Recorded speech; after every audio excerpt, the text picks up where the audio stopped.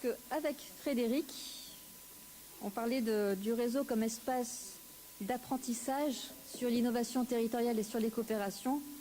Qu'est-ce que fait que ce réseau? Quelles sont ses missions? Quelle est sa trajectoire en 2024? Et puis l'occasion de lancer la fameuse nouvelle version de la plateforme d'innovation territoriale en action. Alors Frédéric, on a entendu au travers des différents témoignages un peu le fil de ce qu'était qu'un catalyseur, quelles étaient ses pratiques, mais peut-être on peut revenir quand même en quelques mots sur c'est quoi un catalyseur territorial, à quoi il sert et qui on est. En fait, je me disais, comme ça fait 10 ans qu'on vous le dit, quoi. Ça fait un peu 10 ans qu'on vous le dit ce que c'est un catalyseur. Voilà. Ça fait, donc on vous l'a dit, répété. Donc, comme dirait un humoriste qui me manque un peu aujourd'hui, voilà. Je me disais qu'en fait, bien sûr, on va vous le redire, mais ce serait surtout aux gens qui ne sont pas là aujourd'hui à qui il faut le dire. Et donc, je compte sur vous aussi pour relayer cette information. Alors, c'est vrai qu'un catalyseur, au fil de ces 10 ans, il s'est un peu affiné en termes de profil, de compétences nécessaires, d'aptitudes, de volonté. Mais ce qui me semble important, oui, c'est de le dire à tous ceux qui ne sont pas là, qui aujourd'hui veulent pas affronter la complexité, parce qu'on est bien d'accord qu'aujourd'hui, un catalyseur, il affronte la complexité, qui préfèrent parfois, donc ceux qui ne sont pas là, le buzz un peu médiatique, voilà, mais qu'en même temps, ou même la médiocrité, on le sait, hein, on le voit, mais ils se privent de beaucoup, et je crois que tout le monde l'a dit, et notamment du plaisir d'agir ensemble, de l'enthousiasme et du réenchantement que ça crée, du kiff, hein, comme le disait voilà, Léna, et que au-delà de ça, donc ça c'est la partie humaine, mais des résultats que ça produit, hein, on va être clair. Hein.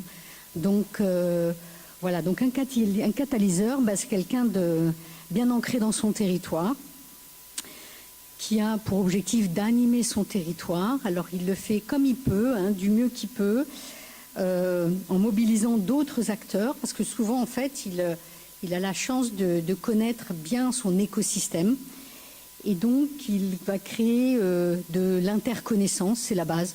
Si on veut de la confiance, il faut déjà un petit peu se connaître. Il va favoriser l'émergence des synergies pour répondre aux besoins du territoire.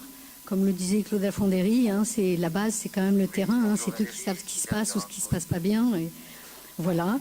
Sa vocation, c'est de créer de l'ingénierie de coopération. C'est pas simple, ça prend du temps. Un catalyseur, il a un profil très diversifié. Il peut être un acteur économique, une structure d'intérêt général, un acteur public, des acteurs académiques. Quel que soit son profil, il a la même finalité. Créer du lien au sein de son territoire, des synergies, de la systémique pour produire quelque chose, un tiers de confiance. Il relie les mondes entre eux.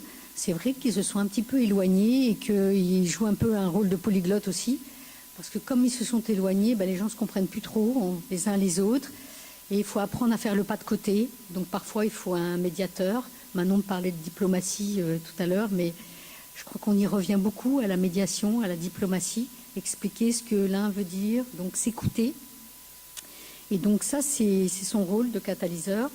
Aujourd'hui, on est 350, mais en fait, à mon avis, je pense qu'on est beaucoup plus, hein, c'est officiel, voilà. Mais on a été...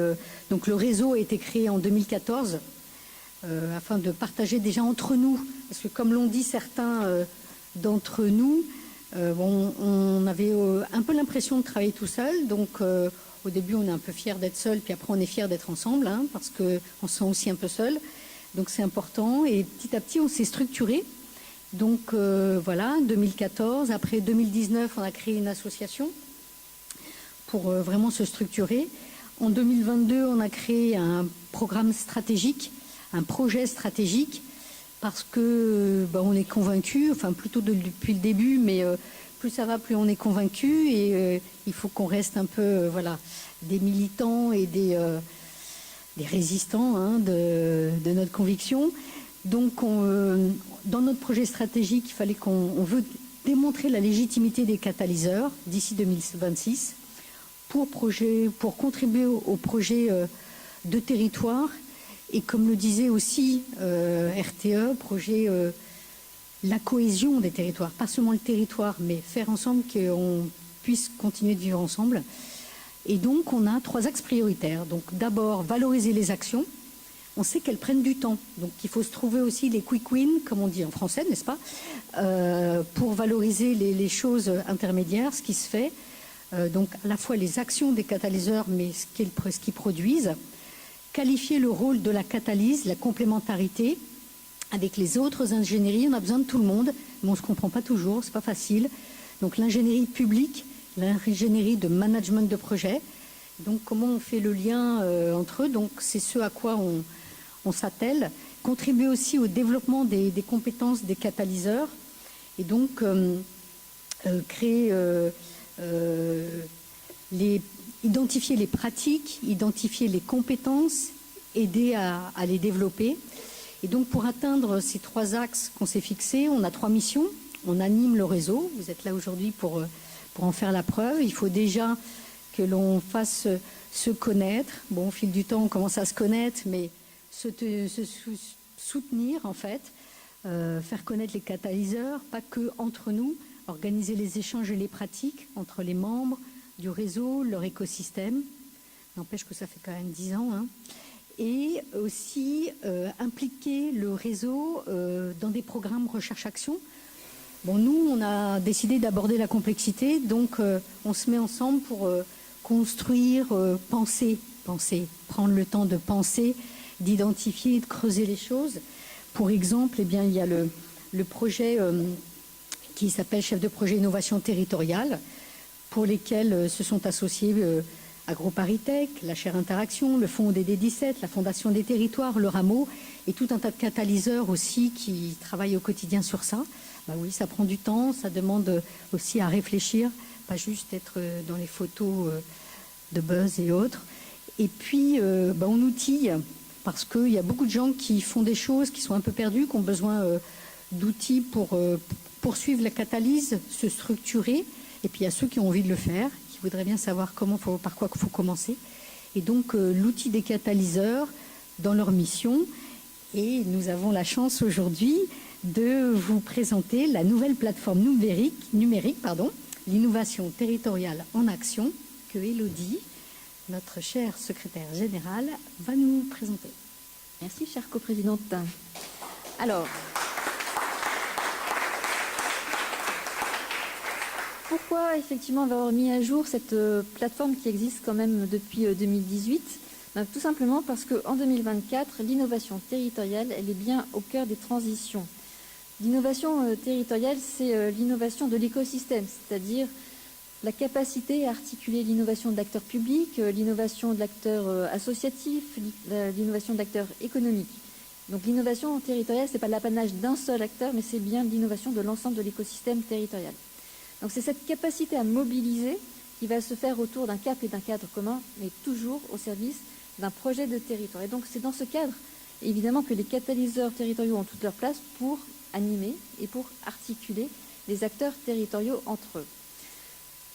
Et pour ça, donc en 2024, comme l'innovation territoriale, elle est vraiment au cœur des transitions, l'objectif, c'est de pouvoir mettre à disposition de tous un ensemble de connaissances sur cette fameuse innovation territoriale. Alors pour valoriser, Frédéric l'a dit, les acteurs de terrain et leurs pratiques, c'est aussi de contribuer au développement des compétences sur les coopérations et donc sur l'innovation territoriale, et puis partager un peu plus largement sur les pratiques au travers de ce que l'on fait au travers de l'animation numérique des cycles de webinaires et des rencontres comme aujourd'hui. Donc 2024, le réseau a vraiment souhaité valoriser la capacité d'action et la diversité des acteurs en territoire. C'est bien l'objet notamment de toute cette journée que l'on vit ensemble. C'est pour ça que la Fondation des territoires et le réseau des catalyseurs territoriaux qui co-animent cette plateforme sont heureux aujourd'hui de faire ce cadeau aux catalyseurs, donc d'une nouvelle version de la plateforme numérique l'innovation territoriale en action qui existe donc depuis 2018. Et cette nouvelle version, elle a été réalisée en partenariat avec le gouvernement, l'ACTED, la Banque des territoires, le Fonds DD17, la Fondation GRDF et la Fondation RTE, et bien sûr le Rameau qui pilote cet outil numérique. Alors, qu'est-ce qu'on y trouve dans cette plateforme ? Tout ce que vous voulez savoir sur l'innovation territoriale, mais avec 4 portes d'entrée qui sont possibles. Si vous voulez connaître la diversité des territoires, vous pouvez mieux connaître leurs fragilités, leurs acteurs, leurs actions et les ingénieries territoriales. Vous avez aussi accès à la capitalisation des pratiques et notamment à tous les webinaires qui sont menés par le réseau depuis 2019. La possibilité aussi d'accéder à des outils pour valoriser et développer ces compétences, mais aussi des méthodes pour les territoires et leur permettre d'agir ensemble. Et enfin, l'accès à un ensemble de partenaires qui sont mobilisés pour faciliter l'action du quotidien. Donc, si vous voulez en savoir plus, il y a un flyer qui vous attend à la sortie pour mieux connaître. Parce qu'en plus, il y a un terreau avant de sortir. Oui, oui. On vous interrogera avant d'aller en atelier cet après-midi à la balade des transitions. Voilà ce qu'on voulait vous dire avec Frédéric sur le réseau, sa trajectoire 2024. Et puis surtout, n'hésitez pas à aller voir cette plateforme l'innovation territoriale en action. Elle est faite pour vous, un ensemble de ressources pour découvrir ou redécouvrir l'innovation territoriale. Pour introduire la séquence suivante, merci Frédéric. C'est